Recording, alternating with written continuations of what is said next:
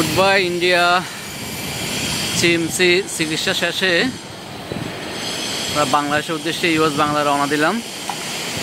আপনারা বেলুর থেকে ট্যাক্সি ক্যাবে করে এখানে নেমে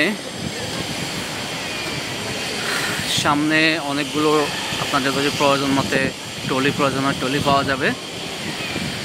Bangladesh US Bangladesh terminal number 2 দিয়ে আপনার ঢোকা লাগবে।